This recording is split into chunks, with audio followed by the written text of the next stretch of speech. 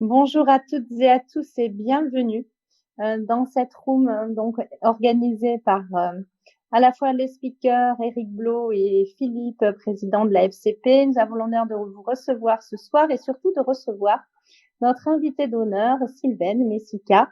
Bienvenue Sylvaine. Merci à toi, Claude, et très contente Merci. d'être avec vous. Et merci Eric, merci Philippe. Oui, merci à toi donc de nous faire l'honneur d'être là ce soir.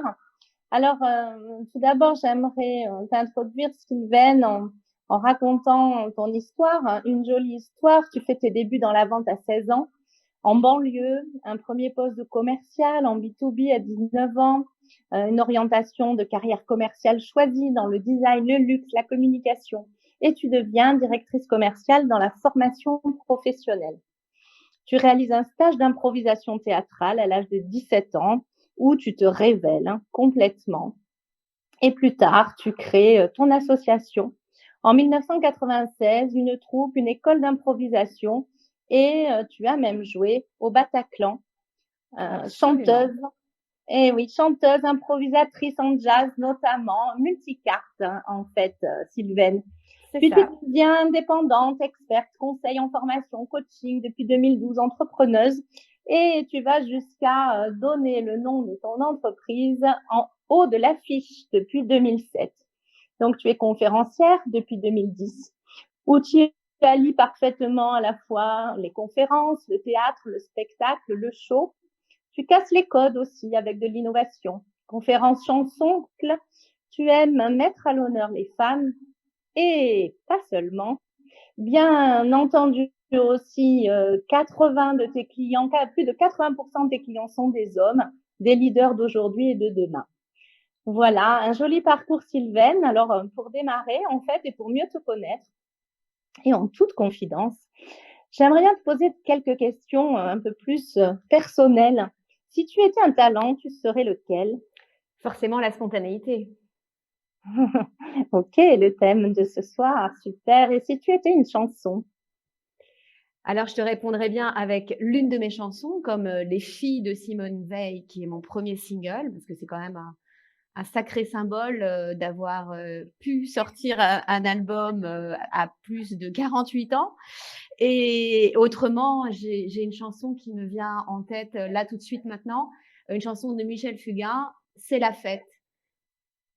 Mmh, Pourquoi? Parce que j'ai envie qu'on sorte rapidement de cette situation et qu'on se retrouve. d'accord, ok. Puis on est tous en fête là ce soir entre nous. Et si tu étais un spectacle, hein, ce serait lequel? Ça serait forcément un spectacle d'improvisation avec de la musique. Donc ça pourrait être une soirée entre jazz, dans lequel il y a beaucoup d'improvisation, avec aussi de l'improvisation théâtrale et peut-être de l'improvisation dansée. En fait, ça sera un spectacle multiforme. Un joli spectacle hein, avec de la diversité multiforme. Si tu étais une anecdote, ce serait laquelle? Alors justement, une anecdote de jazz qui était totalement imprévue. J'étais à Los Angeles pour la convention de l'improvisation appliquée. Donc là, j'étais participante parce que j'en ai organisé une aussi quelques années plus tard. Et je m'apprêtais à aller à un workshop sur lequel j'étais inscrite qui s'appelait Jam, mais en anglais, donc ça s'appelait Jam. Donc pour moi, j'allais faire de la musique. Et là, j'arrive et je débarque dans un jardin qui s'appelle le Gangstad Garden et je fais la bise à celui qui nous reçoit, qui était Ron Finlay. Vous pourrez découvrir, c'est quelqu'un vraiment d'exceptionnel. Et je lui dis, ah, c'est vous le musicien. Donc, c'était un quiproquo total. Lui, en fait, c'est un leader qui a développé un jardin extraordinaire pour montrer à la population de ce quartier pauvre de Los Angeles comment mieux consommer notamment des légumes et des fruits. Un peu plus tard dans la même journée, on se retrouve dans un endroit qui s'appelle le World Stage. Et là, je dis, alors donc, c'est là que je vais faire la jam en musique. Et je continue mon quiproquo et ma projection, en fait, spontanée de ce que je voulais vraiment faire. Et là, on me dit non, on va faire de l'improvisation théâtrale. Ok, très bien. Et un peu plus tard dans la soirée, On vient me voir et on me propose de monter sur scène pour faire une jam de jazz. Et là, je me suis retrouvée avec des légendes du jazz extraordinaires et j'ai chanté, on a improvisé. Et donc, mon rêve spontané et même rêvé, alors que c'était un total quiproquo, est devenu réalité. J'espère que ça vous a plu. Oui, une jolie anecdote, sympa. Et si tu étais ta plus belle réussite, ce serait? Bah, c'est mon disque, hein. Après, mon livre aussi, c'est vraiment des bébés, que j'ai couvés pendant très, très longtemps. OK, super. Alors, ce que j'aime chez toi, Sylvaine, c'est cette spontanéité, innée. As-tu toujours été si spontanée? Alors, c'est étonnant chez moi. En fait, j'étais à la fois une enfant extrêmement, réservée et même plutôt relativement, silencieuse et j'observais tout, en fait. Je scrutais, j'observais et j'avais un peu aussi le diable au corps. Donc ce qui fait que j'ai monté des canulars, par téléphone et dans la rue où j'étais totalement en spontanéité. Et c'était très étonnant et très contrasté par rapport à ma personnalité plutôt timide et réservée. De même que je montais sur scène pour chanter et alors que j'étais, complètement terrorisée. Donc en fait, la spontanéité, elle peut être tellement forte que finalement elle va s'imposer comme quelque chose de parfaitement naturel et c'est un peu grâce à une forme d'audace aussi. OK, très bien, spontanéité, audace. Alors, c'est bien la thématique du sujet de ce soir, le leadership par la spontanéité. Tu allies bien les 2 thématiques, en fait, leadership et spontanéité. Et pour toi, tu viens de nous le dire, la spontanéité, c'est bien l'art d'être naturel, d'être sincère, d'être authentique, intuitive. Est-ce que tu pourrais nous expliquer ton point de vue sur le sujet? Pourquoi leadership et spontanéité? Eh bien, en fait, c'est très simple. Quand tu es spontané, tu es toi-même. Quand tu es spontané tous les jours et sur le long terme, tu es toi-même tout le temps et forcément, en fait, comme la spontanéité dont je parle, elle est un peu, j'allais dire, elle est un peu poussée parce que derrière tout ça, il y a de la bienveillance, il y a de l'écoute, il y a de la co-construction, il y a de l'agilité dans l'instant, il y a de l'innovation, il y a un travail sur l'environnement qui est en permanence et en continu, de façon, itérative. Il y a de la gestion des imprévus, il y a le fait de sortir du cadre. Mais quand tu fais ça tout le temps, tout le temps, tout le temps, donc c'est une forme de créativité dans l'instant qui a lieu, en fait, dans ta vie tout le temps. Ce qui te permet de faire a priori, des choix que tu aimes et donc ça te donne du leadership. Ça te donne du leadership et après, en fait, évidemment, ça demande un entraînement, j'allais dire, récurrent, mais le fait déjà d'être leader de sa vie, d'être complètement affirmé, parce que je parle aussi beaucoup d'affirmation de soi dans la forme de spontanéité que je développe, c'est-à-dire, la répartie, par exemple. La répartie, pour moi, une bonne répartie spontanée, c'est une répartie qui est positive, qui est bienveillante, qui est à propos et qui ne va pas attaquer l'autre, d'accord? Sinon, c'est un peu facile de faire de la répartie, en attaque. Donc ça amène forcément, ça renforce la posture du leader qui est finalement un leader spontané, qui est prêt en fait à tout, comme par exemple l'improvisation appliquée prépare le leader, parce qu'en fait il y a beaucoup de caractéristiques, de façon, j'allais dire régulière, hein, parce que c'est comme un sport en fait. Donc c'est un sport de leadership, de communication, de longue haleine. Il ne faut pas se dire: «Je vais faire ça 5 minutes et ça va être génial». Non, si on a envie d'être spontané, déjà, il y a une histoire de libération. Se libérer. Qu'est-ce qui nous contraint? Qu'est-ce qui nous bloque? Eh bien, on a des bon, comme on dit en coaching, mais après tout le monde en parle sur, Clubhouse, donc on peut dire, il y a des croyances limitantes qui font que, par exemple, on peut avoir un peu plus de contrôle.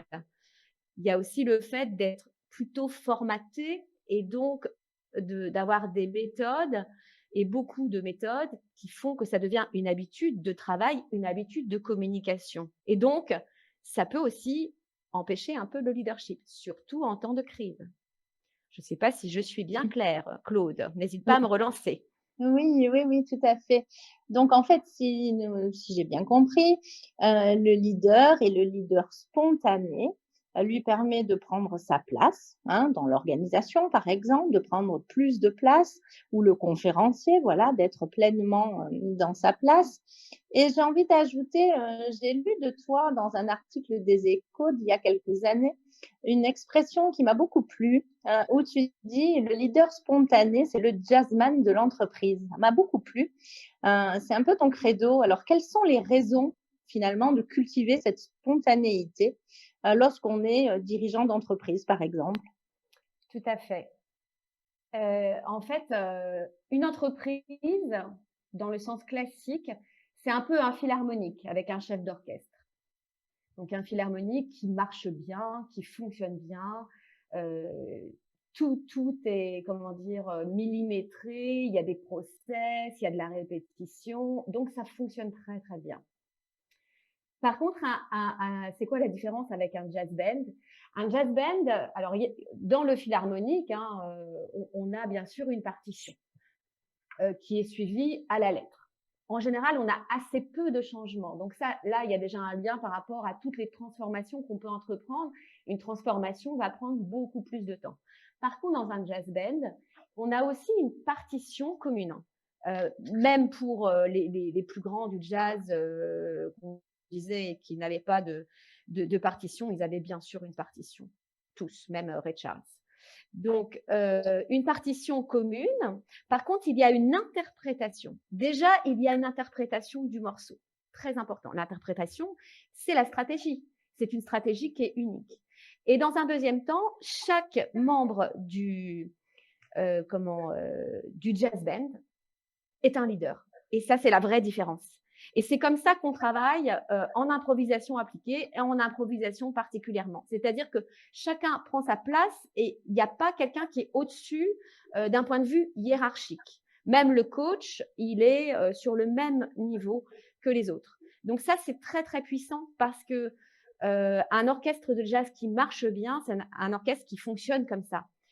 Pourquoi? Parce que si moi, je suis chanteuse dans l'orchestre, ce qui m'arrive, eh bien, à un moment donné, je vais prendre mon solo d'improvisation et je vais faire une envolée complètement improvisée qui va rester dans la grille, c'est-à-dire dans la partition.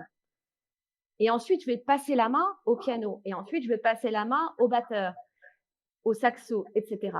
En fait, il y a une confiance, une délégation et il y a donc un leadership partagé. Voilà pourquoi le modèle est très intéressant. OK, très bien, super, confiance, leadership, je prends ma place avec ma posture de leader.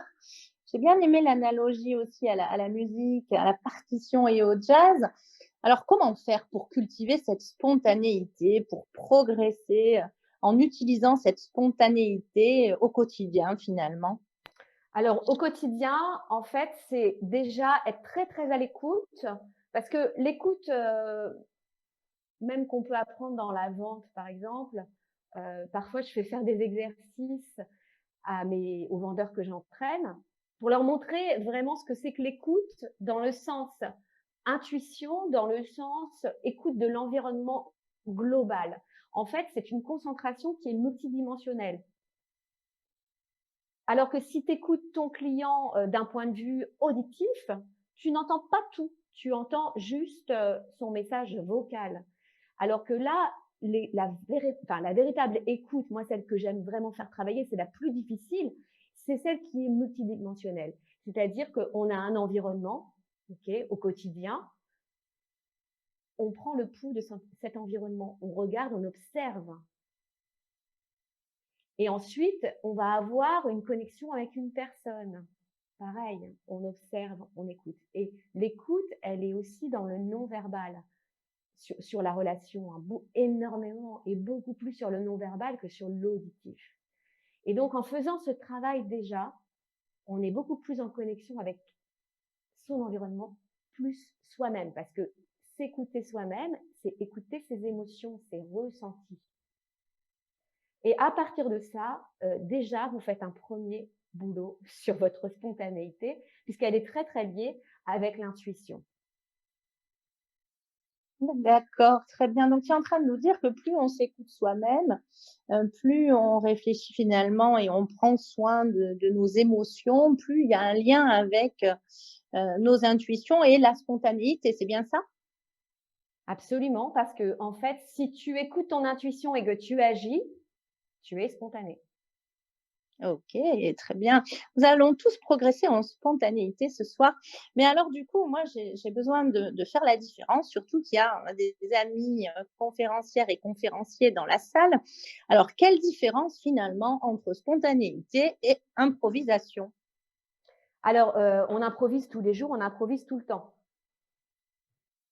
On peut improviser de façon plus ou moins préparée. Même les grands improvisateurs ont parfois leurs ficelles. Ça veut dire quoi? Ça veut dire qu'il y a des gens qui improvisent avec des réflexes, avec des ficelles, et donc même un improvisateur peut manquer de spontanéité à un moment donné. Donc la spontanéité, j'allais dire, c'est la pureté dans l'improvisation. La nature, par exemple, elle est parfaitement spontanée. Elle agit en fonction des éléments. Tout ce que j'ai expliqué avant, ça vaut pour la nature. Donc être vraiment naturel. Et parfois, il se passe des choses merveilleuses, en fait, quand on arrive à être vraiment purement spontané. Alors, avec de la bienveillance, hein, je précise quand même, parce que sinon, il ne faut pas la confondre avec la réactivité. Si tu veux, je peux en parler aussi, Claude. Oui, vas-y, bien sûr, improvisation, réactivité. Voilà, la réactivité, donc c'est quoi la différence entre la spontanéité et la réactivité? Mais par exemple, aujourd'hui, à l'heure des réseaux sociaux et même de Clubhouse, où on a vraiment des styles complètement différents d'intervention, eh bien, on peut aussi faire face à de la réactivité, c'est-à-dire des gens qui s'agacent, qui réagissent à chaud. Ça, c'est de la réactivité. C'est quoi la différence? C'est que on fait pas un travail sur soi en fait pour formuler le message de façon positive. C'est pour ça que dans ce que j'enseigne et ce que j'entraîne, il y a toujours aussi un travail à un moment donné sur l'affirmation de soi qui est très lié avec l'intelligence émotionnelle. L'intelligence émotionnelle, c'est effectivement exprimer des émotions, reconnaître ses propres émotions et celles des autres. Donc ça, c'est déjà, rien que ça, c'est énorme comme travail. Et après, réussir à canaliser ces émotions négatives et à les formuler de façon constructive, ça, c'est le travail de l'affirmation de soi. Donc imaginez si on arrive à être spontané et dans l'affirmation, en fait, on est prêt à tout instant. Et ça, c'est un outil extrêmement puissant pour sa vie et pour n'importe quel travail, j'allais dire, du moment qu'on travaille dans la communication et dans la relation. OK, donc moi j'ai noté affirmation de soi plus spontanéité égale réussite en tout cas, d'après ce que tu nous dis. Alors quels seraient les trucs, les astuces pour les conférencières, les conférenciers qui sont ici pour plus de spontanéité? Qu'est-ce que tu pourrais leur conseiller? Alors, ben ouais, c'est une très bonne question parce qu'effectivement, moi, j'ai vraiment par rapport à l'approche du conférencier, j'ai ma propre approche. J'ai commencé la conférence, en fait, avant de faire de la conférence, je coachais des conférenciers professionnels. Ils venaient me demander justement plus de spontanéité, de les former au travail de l'improvisation sur scène pour déformater leurs conférences qui existaient depuis des années. Et c'est comme ça que on peut aussi réécrire une conférence parce que il faut savoir une chose, c'est que la spontanéité, c'est un mode de création à part entière. Ça veut dire quoi? Par exemple, dans le spectacle, aux États-Unis, pour ne pas les citer, et ils ont beaucoup, dans les années 70, utilisé ça pour créer des véritables pièces de théâtre, d'accord? Donc on partait de l'improvisation pour créer. En France aussi, on le fait et on l'a fait. Bah, c'est exactement la même chose. Et moi, c'est mon mode d'écriture, il est là. Donc je vais aider le conférencier, en fait, à déconstruire certains réflexes qui font ça l'amène dans une routine. Et cette routine, pour n'importe quelle personne qui prend la parole en public, ça va donner des formatages, puis ça va enlever surtout l'authenticité de l'orateur.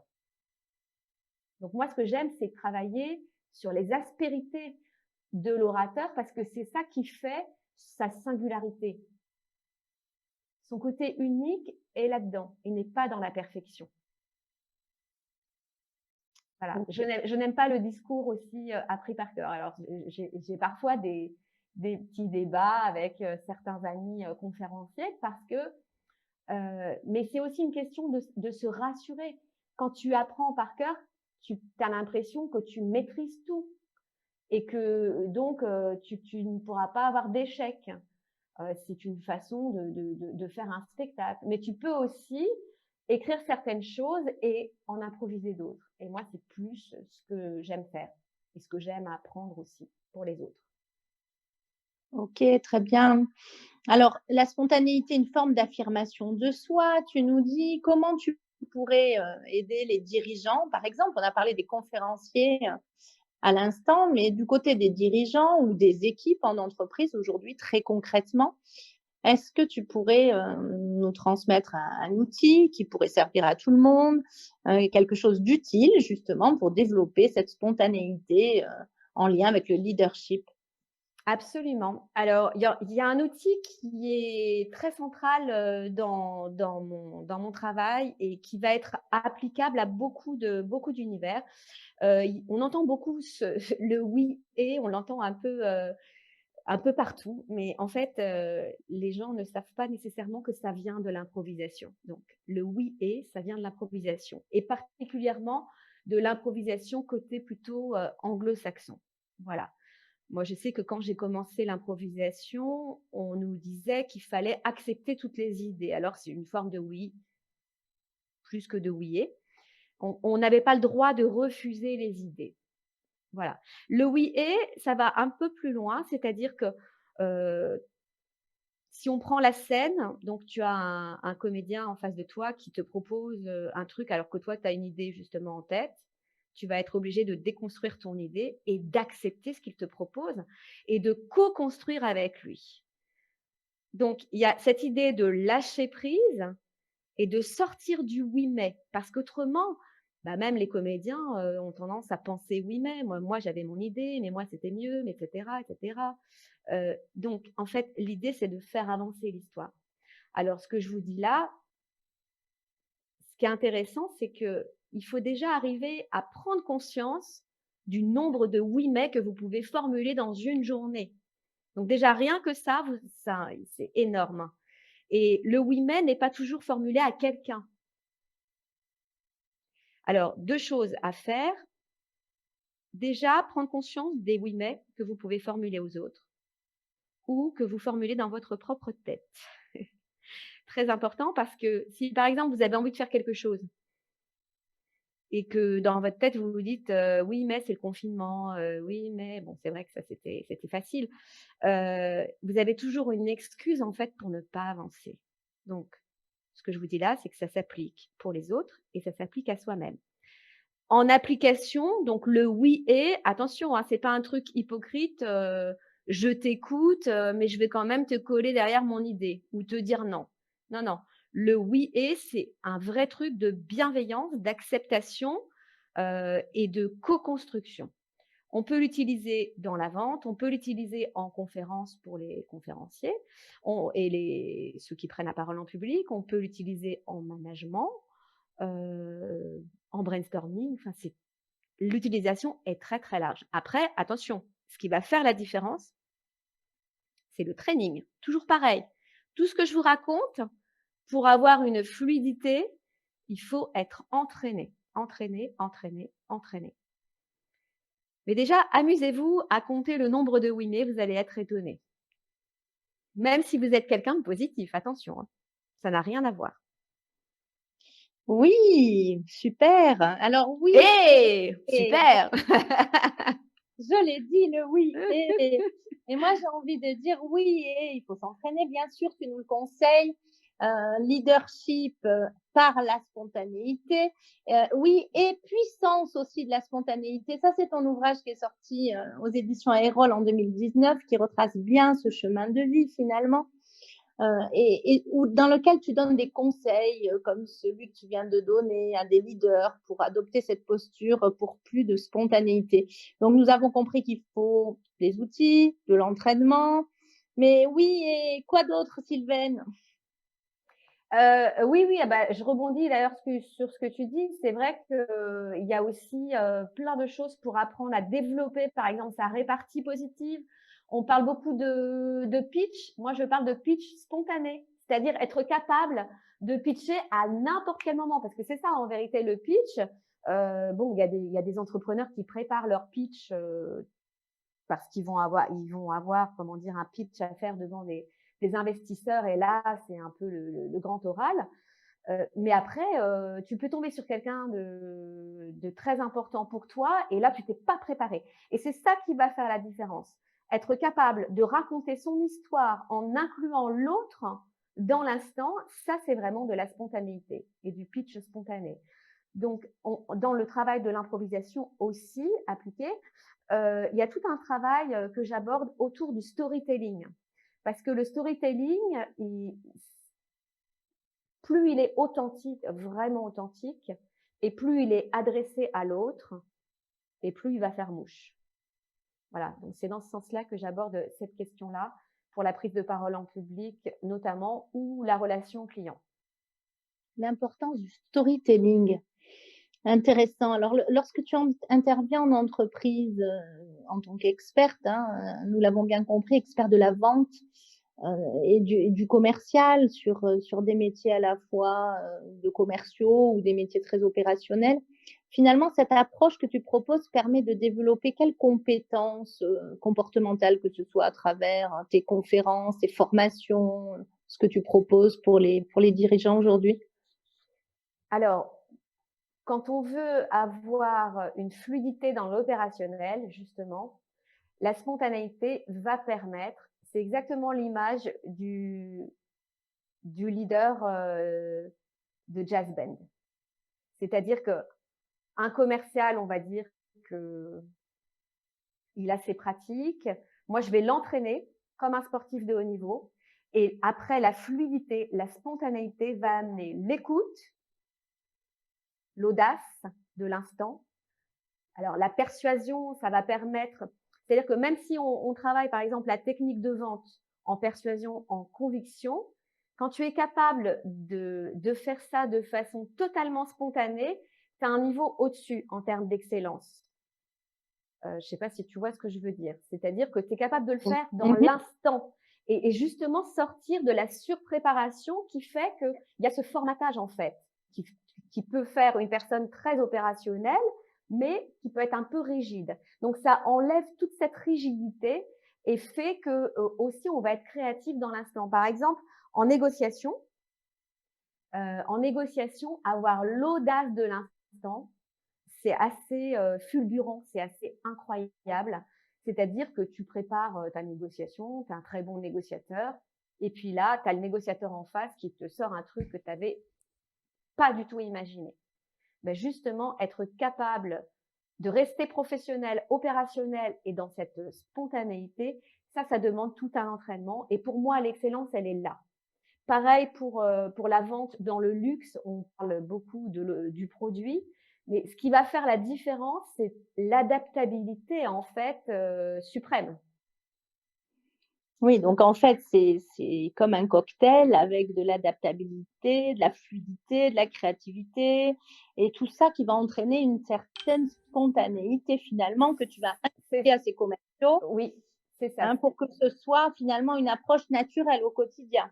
C'est complètement naturel et ça le devient, et quand c'est totalement naturel, c'est bluffant.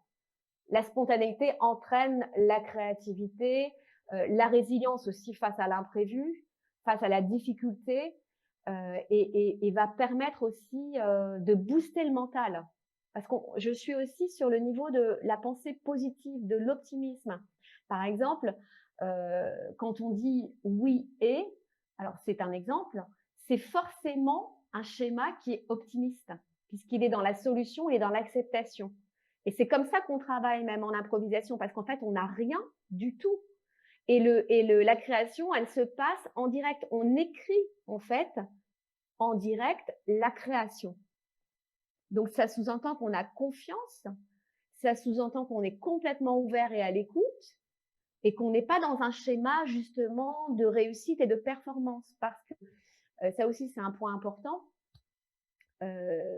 Si tu dis à quelqu'un sois spontané, ça va être compliqué. Ah oui, Voilà. bien sûr. Donc il faut pas qu'il y ait d'injonction en fait. C'est pour ça que la spontanéité, elle vient naturellement et elle vient aussi beaucoup par la confiance, par la bienveillance. Plus tu as, j'allais dire, créé une relation bienveillante et plus la confiance qu'il y a dans cette relation va pouvoir amener de la spontanéité. On le voit bien d'ailleurs sur des gens qui se libèrent et qui sont plutôt très rigides à la base comme un banquier, tu vois. Quand tu arrives à dérider le banquier, le faire rire et créer vraiment une connexion et une complicité, tu te dis, ouais, là c'est gagné parce qu'on est sur un niveau au-dessus. D'accord. OK, OK, très bien. Alors, avant de conclure et puis de laisser la parole peut-être à Eric et Philippe s'ils ont des questions, moi j'ai été voir les conférences que tu proposes sur, la plateforme Les Speakers d'Eric. Il y a des conférences fétiches, il y a le leader en temps de crise, la puissance de la spontanéité. Alors ces conférences s'adressent à quel public, vraiment? Alors, le leader en temps de crise, c'est les dirigeants, les managers et les commerciaux. Et justement, la partie spontanéité, c'est comment accueillir euh, d'habitude ta matière première, c'est une proposition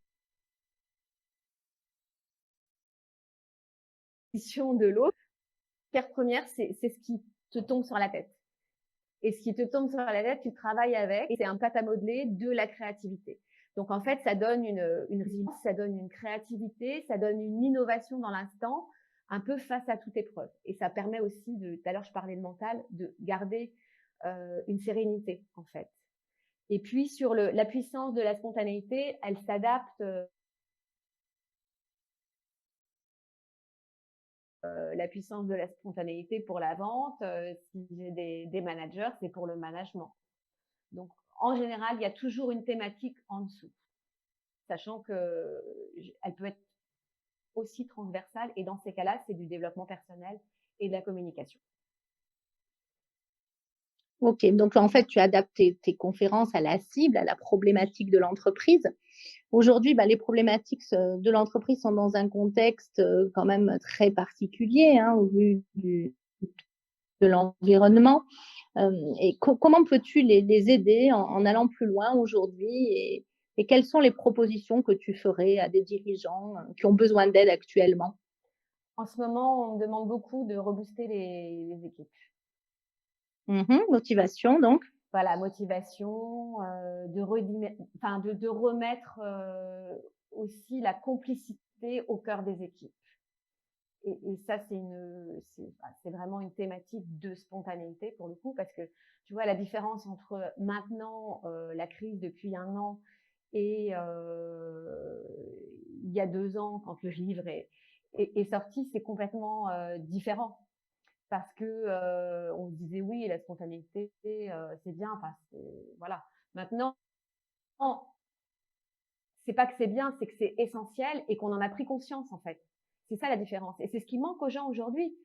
Pourquoi on a envie de revenir sur du présentiel?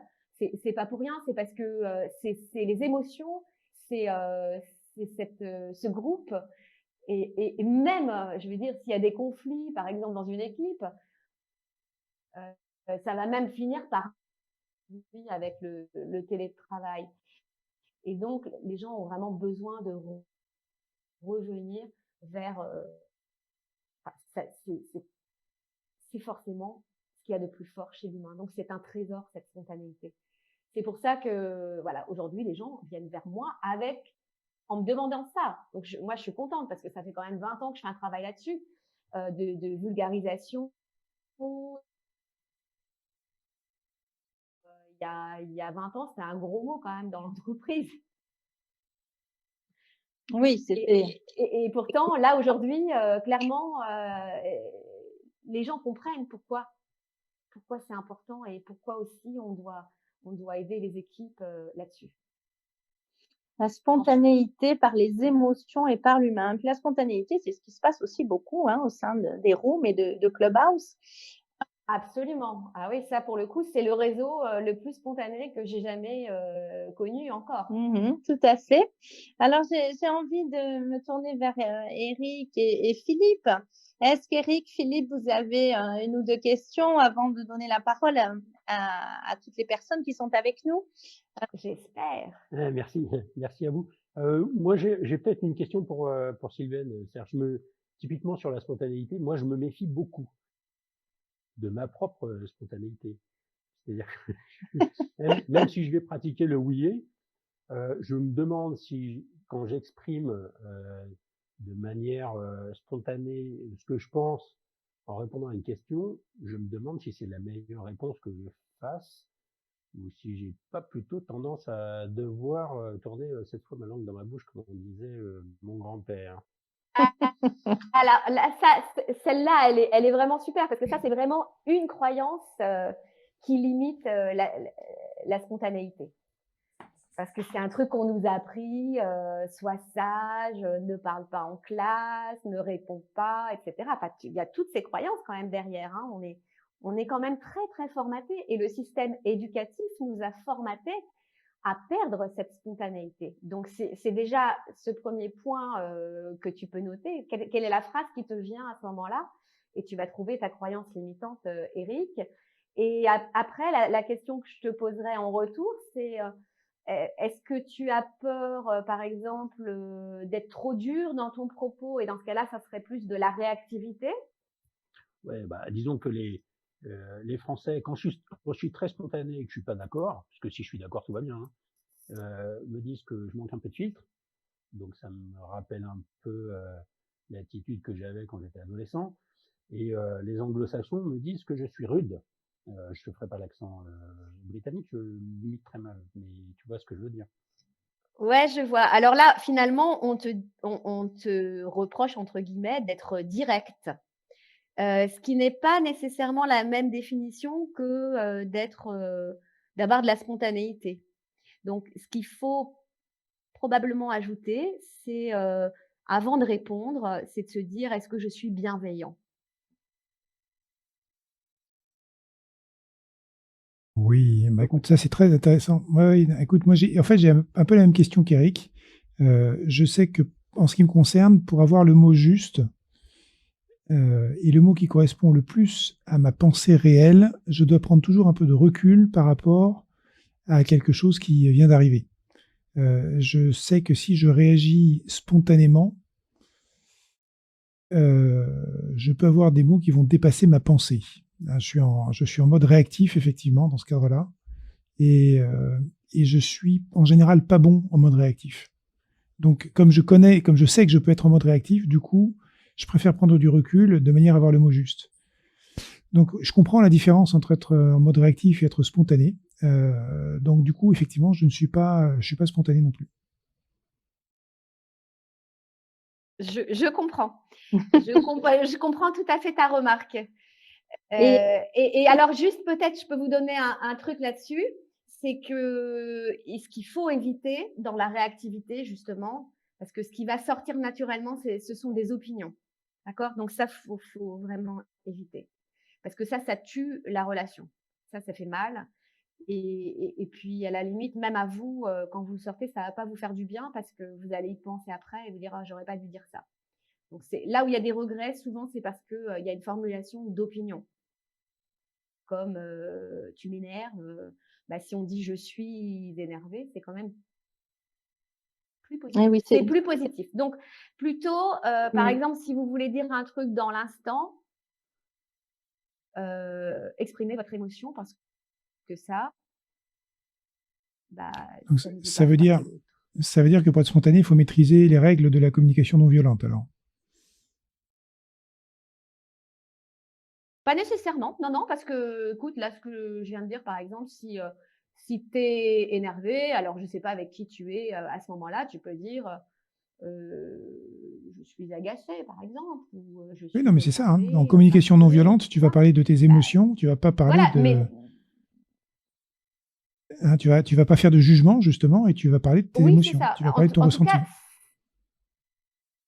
ressenti. exactement. C'est pour ça que j'adjoins l'affirmation de soi et l'assertivité à la spontanéité pour résoudre les situations difficiles et ne pas tomber dans l'attaque ou le tac au tac, ou ne pas être trop direct. Voilà. Donc les personnes qui sont par exemple très spontanées, elles ont un super terrain, j'allais dire, mais elles ont du travail automatiquement sur le fait de nuancer et d'apprendre aussi à exprimer les émotions, enfin tout ce travail autour de l'affirmation de soi, tout comme les gens qui sont beaucoup moins spontanés et qui sont plus rigides, plus dans une préparation, même des fois trop préparée, qui risquent d'être un peu trop factuels pour le coup. Donc là, on travaille sur les émotions. Oui, et puis j'avais envie de dire, avec les exemples d'Éric et de Philippe, Sylvaine, déjà communiquer, c'est difficile au quotidien, on le fait tous et nous voyons bien combien c'est difficile, toujours par rapport à l'autre, mais être spontané tout en mettant les mots justes, en employant le jeu et en donnant nos émotions sans blesser l'autre, ben, c'est encore plus difficile. Alors, est-ce qu'on pourrait appeler ça la spontanéité en faisant attention à ce qu'on dit? C'est la spontanéité raisonnée. Voilà, c'est joli. C'est ça. En tout cas, dans le monde professionnel, on n'a pas trop le choix. Mais j'allais dire que si je devais l'apprendre à un enfant, je le dirais de la même manière. Et je crois que les enfants là-dessus, d'ailleurs, ils sont plus justes que les adultes. Je ne parle pas des situations injustes ou des situations très très difficiles d'enfants, mais un enfant qui va avoir un problème avec un autre enfant, il va lui dire les choses sans méchanceté, sans le vexer, et ça va passer parce que justement c'est spontané. C'est ça aussi qu'on a perdu. Oui, oui, oui, tout à fait. Ils le font de manière naturelle et c'est vrai que c'est toujours plaisant. Alors, mesdames, on va commencer à faire monter les gens sur le stage pour prendre les questions pour pouvoir compléter et que vous puissiez répondre. Surtout toi, Sylvaine, merci beaucoup pour tout cet apport déjà. Josette est montée sur la scène pour poser une question, j'imagine. Bonjour Josette. Bonjour. Bonjour Sylvaine, bravo pour ce très bel exposé et cette clarté dans toutes ces définitions. Moi, je voulais juste confirmer quelque chose avec toi. Il y aurait deux axes sur la spontanéité. Il y a la spontanéité créatrice, celle qui est issue de cette intuition qu'on a parfois du mal à écouter ou à laquelle on ne fait pas confiance ou sur laquelle on nous a dit tais-toi, c'est complètement idiot. Et puis cette deuxième spontanéité dont tu as parlé, cette spontanéité raisonnée, où effectivement il y a quelque chose à lisser quand même dans notre, surtout quand on est en contact avec l'autre et qu'on est en communication, dans notre manière de dire. En tout cas, c'est plus dans la forme que sur le fond, puisque il est toujours question dans ces deux spontanéités quand même d'écouter l'émotion. Excusez-moi de Josette de vous couper. J'ai 12 ans. Est-ce que je peux débattre avec vous, tout simplement? C'est qui? Mais je sais pas, mais quelqu'un va te faire monter sur scène. C'est qui? C'est Kaotar? Oui, bonjour Kaotar. Il a 12 ans. Josette! Ah, Oui. C'est Non, un c'est pas troll, Kaotar. ça existe. d'accord, Il y a des ok, trolls, d'accord. faut le remettre dans il y a ses. des trolls, Voilà. oui. Faut le descendre en. Il faut que les modérateurs le redescendent. Voilà. Bon, j'ai déjà vu des choses comme ça dans d'autres. Maintenant, c'est Josette! D'accord. C'est bien, je savais pas que je pouvais faire fantasmer Voilà. comme ça des jeunes. Le Ça me fait nécessaire est plaisir. fait. C'est à toi, Josette. Oui. Vas-y, reprends. Oui. Donc ça n'est pas de la spontanéité, on est d'accord. Hein. Voilà, je parlais bien de la spontanéité et je disais donc, Sylvaine, que j'avais bien compris que tu parlais de deux. Enfin, pour moi, j'entends deux axes de cette spontanéité. Non, pas exactement, pas exactement. Voilà, c'est ça que je voulais te poser comme question. Non. En fait, c'est bon, c'est tout un. Enfin, il y a beaucoup de choses derrière. En tout cas, ce que je défends sous le terme de spontanéité. Ce que j'ai appelé raisonner comme ça, je l'ai improvisé dans l'instant. C'est simplement pour dire que à certains moments, on a besoin de canaliser ses émotions et d'avoir une spontanéité plus positive, voilà, pour éviter de tomber dans la réactivité. Et finalement, le travail de la spontanéité, c'est du lâcher prise. C'est ce qui permet, si je dois reformuler autrement, de transformer sa réactivité en créativité. Donc pour moi, il n'y a qu'un seul concept. Hein. D'accord. Parce que, en fait, oui, parce que par rapport à ce que je comprends moins, si tu veux, c'est la spontanéité dans la créativité. Comment est-ce que Oui. la spontanéité dans un contexte de créativité peut être négatif? C'est ça. Ah non, jamais, Voilà. jamais. Donc quand on parle C'est toujours positif, la spontanéité, parce que voilà, c'est justement une source. Pour moi, je mets ça en source de créativité. Quand tu es spontané, d'accord. tu es Ouais, forcément connecté à la créativité. d'accord. Et c'est donc quand tu es en communication avec l'autre que effectivement il faut être dans cette créativité, dans cette spontanéité positive qui finalement modère un peu peut-être l'émotion qui elle l'est moins positive et qui permet justement d'être énoncée. C'est-à-dire que tu peux rester naturel et là, il faudra un peu travailler sur soi, surtout si tu es très, très expressif, par exemple, D'accord, pour éviter d'exploser si tu es énervé, mais d'arriver à ça. Là, ça, c'est un travail. En fait, chacun a un patrimoine émotionnel complètement différent et en fonction de ce qu'il est et de sa situation, on doit faire un travail différent. d'accord. Ok, d'accord. Toi, tu es plutôt expressive. Bah, disons que euh, moi, j'ai énormément travaillé, justement, comme ce que disait Philippe, sur la communication non violente, même si c'était pas comme ça que ça s'appelait à l'époque. Et donc, j'ai bien compris en domaine, on va dire, de la communication, le fait de dire je, le fait de parler de ses émotions, le fait de ne pas porter de jugement, le tu qui tue, par exemple. Tu vois, j'ai beaucoup travaillé ça, donc je pense pouvoir dire aujourd'hui que je le maîtrise. Ce qui est peut-être un petit peu plus difficile, c'est peut-être encore, malgré que ce soit mon domaine d'intervention, c'est peut-être le ton de la voix qui se charge de ce trop plein d'émotionnel malgré la forme, les mots que j'utilise. Ok, Je vois, super. Merci je infiniment. comprends. Merci, merci Josette en tout cas. Et nous avons Philippe qui est avec nous. Bienvenue Philippe, c'est à toi.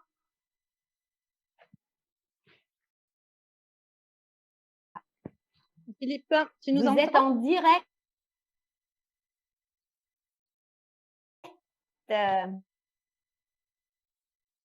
Philippe, du côté de Philippe? Zoom, est-ce que tu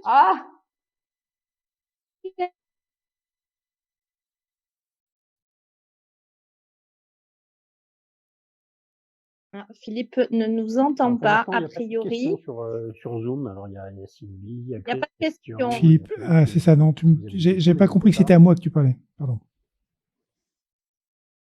Oui, Philippe Boulanger, oui, puisqu'il y en avait deux sur scène. Alors, moi, j'ai Donc, une petite info à vous passer. C'est j'ai mis dans ma bio le lien vers une des chansons que j'adore de Sylvain, qui s'appelle Les filles de Simone Veil. Donc j'ai mis le lien dans ma bio vers son clip YouTube qui est très très bien fait. ah super. Et vraiment, alors, dis-moi, Sylvaine, là, j'entends Eric, moi, il me tend une perche et effectivement. Ah Là, j'ai ouais, envie je crois que j'ai envie je la d'être vois arriver. spontanée, là, et puis de te dire, on n'aurait pas droit à un petit cadeau, là, en direct, sur cette room, les filles des... Ah, bah vous avez été gentil, vous avez été sympa, donc je peux bien vous faire un cadeau. Merci, merci infiniment. A cappella alors. Allez, il y a Eric et Philippe qui vont t'accompagner en chœur. Elles prennent l'avion, le métro, habillées en vintage au marais. Elles s'assoient à Califourchon sur la valise de l'émancipation. Elles ont 3 gosses, c'est qui les boss? Font du yoga, du qigong, méditation, relaxation. Sur le matelas de la libération. Ce sont les filles de Simone Veil. Ce sont les filles, avec moi, ce sont les filles de Simone Veil. Moi j'ai gagné ma liberté et ta parité. Tu sais ce que t'en fais. Bon après, je peux chanter en impro, hein, même si vous voulez. Hein. Je peux tout faire. Hein. Je suis. Bravo. Merci. on a- Bravo, Merci. Sylvaine. Merci. Ça a attiré Johanna. Alors attends, on a une question sur Zoom de beaucoup. Kautar. Alors, On va Eric. donner la main. Attends, on va donner la main à Kautar sur Zoom. Nous t'écoutons. Bonjour à tous. En fait, je vous suivais sur Clubhouse et j'ai été gentiment renvoyée. Pardon. En plus, c'est toi, j'écoute le troll. Nous connaissons Philippe. Et puis, Alors ça, c'est et énorme. puis Claude et d'autres, c'est bien moi. C'est bien Kautar. Et donc, comme la thématique m'intéressait énorme. beaucoup, je me suis dit, bon, bien, c'était... hein, ayant vu ta publication, Claude.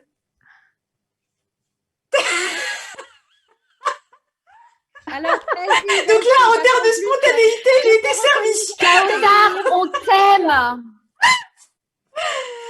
En fait, Et Kautar, Mais oui. le droit, allez, Claude.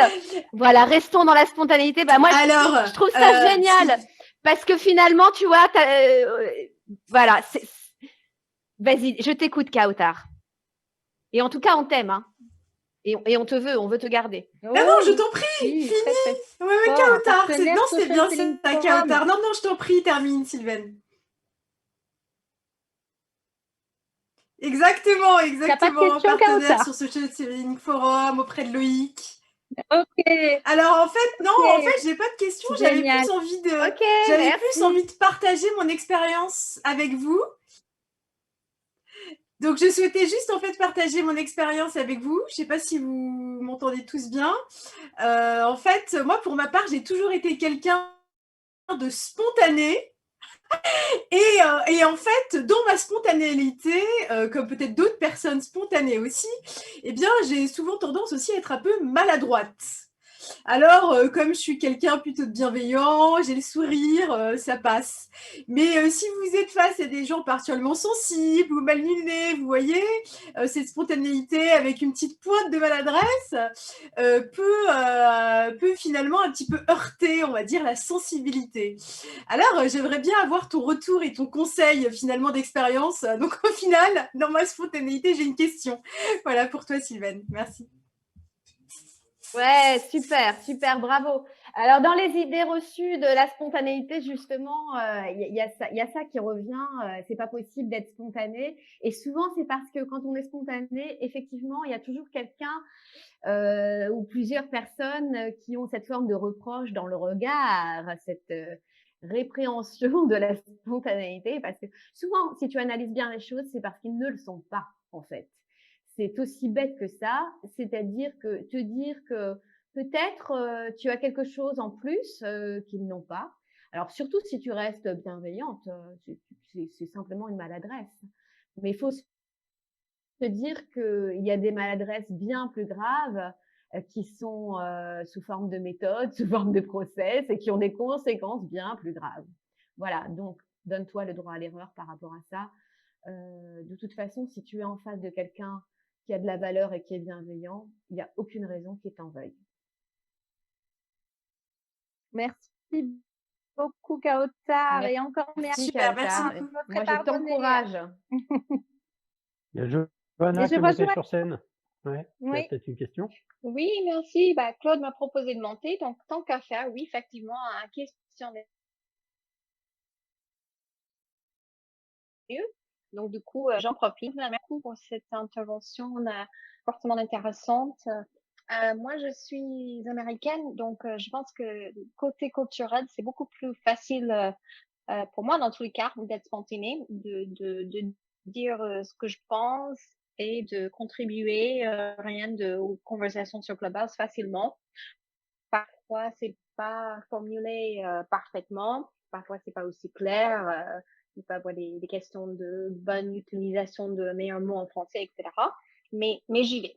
J'ai une idée, il y a une idée qui appelle une autre. Je suis tout à fait dans cette spontanéité créative. Alors, et après, ce qui m'a fait, je viens à ma question, quand j'ai écouté Philippe et Eric tout à l'heure,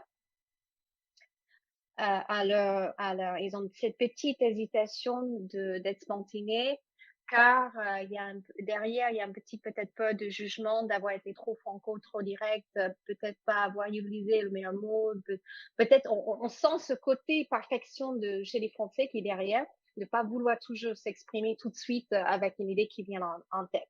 Et ma question c'est grâce à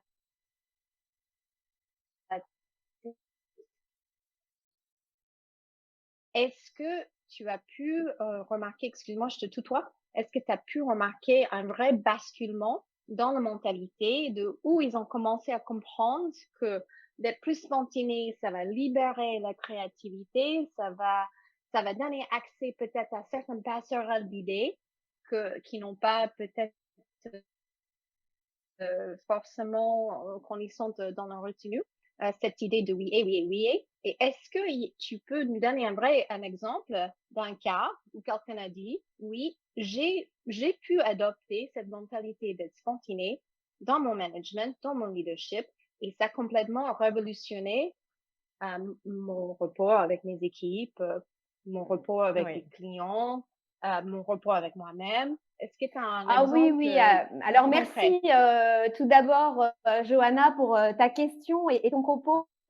Alors il faut dire quand même une chose par rapport aux États-Unis, que je connais pour y avoir voyagé et aussi pour avoir formé des gens là-bas sur place, même donné des conférences, être montée sur scène en tant qu'artiste. Moi, je suis comme une enfant en fait là-bas. En fait, je me permets tout et je me permets des choses que je ne me permets pas du tout ici parce que ce n'est pas nécessairement parce que vous êtes plus spontané, mais c'est surtout parce que vous êtes plus ouvert à accueillir cette spontanéité. En tout cas, c'est mon analyse parce que j'ai aussi travaillé beaucoup avec des Américains, notamment sur la conception et l'organisation de la Convention internationale de l'improvisation appliquée. Et je me suis rendu compte à ce moment-là que pourtant les gens de cette équipe qui sont censés être spontanés n'étaient pas si spontanés que ça. C'est-à-dire qu'il y a quand même énormément de process dans votre travail, mais malgré tout, vous avez cette envie de garder cette spontanéité et d'avoir ce côté-là de connexion et d'écoute dans la connexion. Donc ça, c'est vraiment un truc que j'apprécie et qui m'a permis des histoires incroyables. J'ai des histoires incroyables aux États-Unis de spontanéité. Et pour répondre à ta question sur l'entreprise, j'ai plein d'exemples comme ça. Surtout des dirigeants que j'ai coachés individuellement. Alors le problème, c'est que souvent en France, tu te fais coacher parce que tu es dans l'impasse. Alors je fais pas une généralité, mais c'est souvent une manière en fait de déclencher un coaching ou une formation individuelle de dirigeants. C'est de dire oh là là, il va dans le mur, oh là là, il est pas assez leader, oh là là, il sait pas gérer les situations difficiles, donc on va l'envoyer, voilà. Et vous, par exemple, si je fais le rapport avec les Américains, vous êtes quand même des performeurs, donc vous avez ça en vous depuis l'enfance et vous savez que vous devez travailler et vous entraîner. Alors que en France, et bon, heureusement ça change, bien heureusement ça change. C'est un peu on a un problème, on va le solutionner. Donc moi, je sais qu'au début de ma carrière de coach et de formatrice, j'intervenais beaucoup en pompier. Maintenant, beaucoup moins. Il y a quand même ce côté prévention. Alors oui, j'ai des dirigeants pour qui ça a changé totalement la vie et la façon de faire. Ils ont pris confiance en cette spontanéité qu'ils avaient envie de réveiller quand même, parce qu'il faut pas qu'elle soit non plus ensevelie sous un iceberg de glace.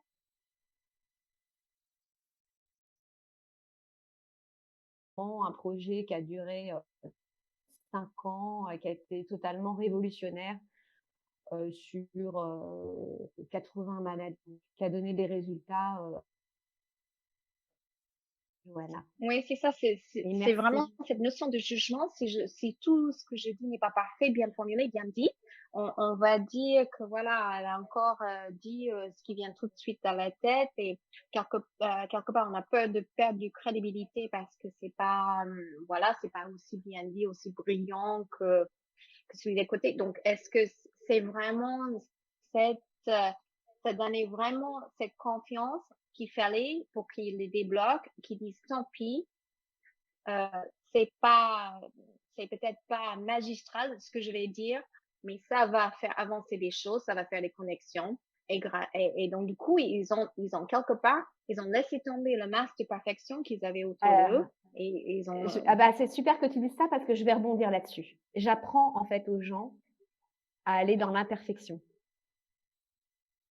Ça veut dire apprendre à désapprendre, ça veut dire lâcher prise et apprendre à aimer ses imperfections, c'est un vrai boulot de spontanéité pour le coup et qui fait que tu vas être pleinement toi. Tu peux pas être pleinement toi si tu ne veux pas certains éléments de toi. Ça n'est pas possible. Donc, c'est vraiment un travail de développement personnel. Et ça, par exemple, pour la prise de parole aussi et pour l'improvisation, c'est exactement la même chose. Si tu penses à ce que tu veux dire, t'es mort. T'es foutu. En fait, si tu penses, tes mots, ils vont pas sortir correctement. Voyez, moi j'ai besoin de, en fait, j'ai besoin de garder ma spontanéité. Si je surprépare trop ce que je vais faire, ce que je vais dire, je vais pas être vraiment moi. Et maintenant, je sais que j'ai limité cette surpréparation vraiment pour aller pleinement dans ma spontanéité. Oui, et puis c'est le Oui, cercle vicieux parce que du coup, on prend plus de confiance en nous, on assume qui on est, on approprie vraiment toutes ces idées, on dit j'y vais, tant pis si c'est pas parfait. Et donc, du coup, on se donne la permission d'être plus créative, d'être plus osée. Et donc, ça amène plus de créativité. Exactement. Johanna, si je reprends mon exemple de jazz, bah, si avant de faire une improvisation, chanter en jazz, ce qu'on appelle un scat, je suis en train de penser, est-ce que je vais être bien, est-ce que je vais être bien? Je ne peux pas y arriver. En fait, ça se joue, et c'est exactement pareil pour la parole et pour la créativité dans la parole. Ça se joue vraiment et sur l'audace Ok, d'y c'est aller. parfait comme C'est métaphore ça la parce que tout à spontanéité. l'heure, j'ai coupé, j'étais dans les transports, donc je pouvais pas tout entendre de début de conférence, mais c'est vraiment parfait. Le métaphore de jazz. Merci Génial. ouais. I love America. Merci beaucoup, Johanna. Et puis, c'est aussi en lien avec ce que tu disais tout à l'heure, hein, Sylvaine, sur les comportements refuges et voilà, les pensées limitantes avec le soi parfait qu'on a vu tout à l'heure, d'où le lâcher prise de Johanna. Merci encore, Johanna. Est-ce que quelqu'un voudrait poser Christian. encore une ou deux Il y a- questions? Il y a Christian sur Zoom qui a levé la main. Christian, si tu veux. Bonsoir, Christian. Alors, Bonsoir, Christian. bonsoir. Bonsoir. Au-delà de poser une question, c'était un témoignage et ça m'a fait réagir spontanément quand tu as parlé de la préparation et de ne pas préparer à 100% de manière à garder cette petite part de tension qui va te mettre effectivement dans une grande spontanéité. Et c'est la méthode qui est la mienne depuis pas mal de temps et ça fonctionne plutôt pas mal parce que ça a le mérite de nous mettre en alerte, de nous faire croire que c'est pas gagné et qu'il va falloir donner davantage. Et puis il y a autre chose, c'est que dans les entreprises en général, la communication elle est assez verrouillée, elle n'est pas du tout spontanée, elle est tellement préparée. Et sur les événements, moi il y a une chose que je m'amuse à faire régulièrement, on a scénarisé, on a préparé, tout est cadré, les gens savent quelles questions ils vont avoir parce qu'ils le veulent. Et puis à un moment, quand j'ai fini de faire les figures imposées, je fais des figures libres. Et là, je pose des questions qui n'étaient pas prévues, mais pas pour les mettre en difficulté, mais des questions bienveillantes pour essayer d'aller plus loin, de préciser quelque chose. Et là, d'un seul coup, les gens deviennent bons, tout simplement. Absolument, Christian. Moi, en tout cas, c'est un moteur pour moi. Et c'est vrai que je n'arrive pas à fonctionner autrement. J'ai besoin de cette adrénaline qui vient probablement de la scène et puis même de mon mode depuis toujours, finalement. J'ai fonctionné comme ça. J'ai besoin de mettre qui ne comporte aucun danger parce qu'elle va faire que développer ta confiance. Mais il y a deux conditions à Est-ce que ça. tu as une question? C'est que d'une part, il faut accepter de se faire confiance et accepter d'être imparfait à certains moments. Ah, absolument. Ah, bah alors ça, c'est condition sine qua non. Si tu veux être parfait, ce n'est pas possible.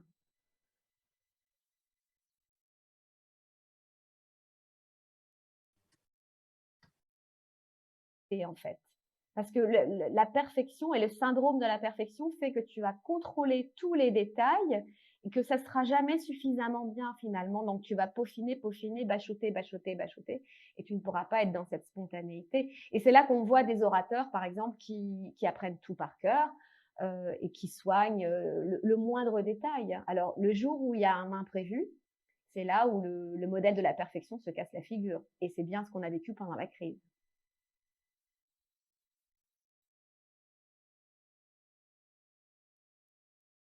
J'attends vos autres questions, les amis qui sont dans la salle. Même Philippe Peck, hein, tu peux monter. Hein. Alors, si on a atteint la fin de la session prévue. Hein. Normalement, ça dure 1 heure, donc on est en train de déborder, juste pour vous le dire. Ah donc, oui, d'accord. Si on n'a plus de questions, on va arrêter la salle, hein, on va arrêter la room.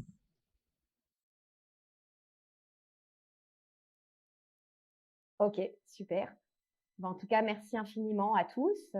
Vos questions étaient. Je vais conclure, Sylvaine, en te, oui, bah bien sûr, remerciant Claude, évidemment. infiniment. Voilà, moi j'ai en tête tout ce que tu nous as dit, la spontanéité avec ou sans improvisation, avec une pincée de créativité, un soupçon de fluidité et surtout des mots justes, un torrent de jeu et de ressenti et des vagues de bienveillance.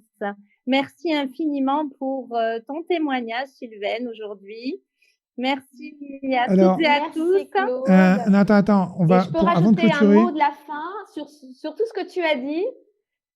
Juste sur tout ce que tu as dit, en fait, il y a aussi un esprit de jeu, un esprit de vouloir s'amuser, en fait, tout le temps, dans tout ce que je vous ai raconté. Alors, Sylvaine. Merci infiniment, Claude. Merci, Eric, et merci, Philippe. Sylvaine, demain, on fait une pitch party. On fait une pitch party demain, donc c'est juste un appel pour se rappeler ça. C'est Sabine qui va être la MC demain et qui va regarder quelles sont les personnes qui vont faire leur propre pitch. Alors ça peut être n'importe quel type de pitch. Enfin, on s'adresse normalement au pitch de personnes qui sont dans la conférence ou dans l'événementiel. Et donc l'idée, c'est de voir évidemment comment on peut réagir à ces pitchs et leur donner des conseils supplémentaires pour améliorer leur pitch. Donc je sais que Sylvaine, tu fais partie des personnes qui ont aidé des gens à faire des pitchs. Donc si tu peux venir demain, ce sera super. On aura Frédéric Bascunana aussi, hein, qui est un spécialiste du pitch. Donc si on a plusieurs spécialistes pour aider les personnes qui font leur pitch, eh ben, ça va être top. Oui, ok, avec plaisir. J'ai noté ça dans mon agenda. C'est vrai que sur Clubhouse, il faut faire des retours très rapides en fait de pitch. Et en réalité, le pitch, c'est de la vente, c'est de la prise de parole et c'est aussi de la spontanéité. Ah oui, ça, oui, il faut être capable de répondre en temps réel, c'est tout à fait juste. Eh bien, super. Bonjour Philippe, à tous, avant de terminer. J'ai fait deux, trois dessins que j'ai envoyés dans le Zoom. Donc, merci beaucoup, Sylvaine, pour ce que tu nous as dit, ce que tu nous as amené et apporté. Et on retrouve tout ça aussi, bien sûr, dans ton livre, hein, La puissance de la spontanéité, que j'ai illustré avec grand plaisir. À très bientôt. Merci. Merci, Philippe, pour tes illustrations du jour. Merci infiniment. Merci, tu nous as fait un super cadeau et moi, je les partagerai aussi dans un post sur LinkedIn. Et voilà, c'est pas tous les jours qu'il fait ça, donc voilà, il faut dire que c'est un facilitateur graphique vraiment de cœur et et de grands talents et que c'est aussi un mode très spontané en fait son travail. C'est un mode spontané parce qu'il prend en direct les éléments et donc il ne les prépare pas.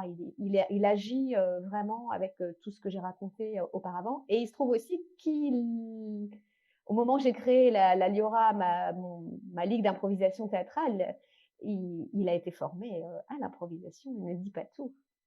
Et moi, je signe et je confirme puisque j'ai pu l'exploiter aussi et voir toutes les magnifiques illustrations qu'il a pu réaliser samedi après-midi. Donc, un joli talent. Merci, Philippe. Merci, à bientôt. À bientôt. Super. Eric, tu Merci. voudrais Bonne soirée à tous. le mot de la Non. fin? Non, je vous Merci juste à vous souhaiter une tous. très belle soirée et vous dire que j'ai pris beaucoup de plaisir à écouter votre room. À demain. Merci à vous tous. T'es content, Eric? Ça t'a plu? Oui, c'était très intéressant. Super. Merci à vous deux, hein, Eric et Philippe. Et un grand merci à C'était Claude. top. Bravo Claude. Bravo, Grand merci bravo, Claude et toute Merci, l'équipe. Et merci un grand beaucoup. merci aussi à Sylvaine. Au revoir tout le monde. Bonne soirée à tous. Merci aussi Merci à à vous. Philippe et Eric pour le thème de cette room.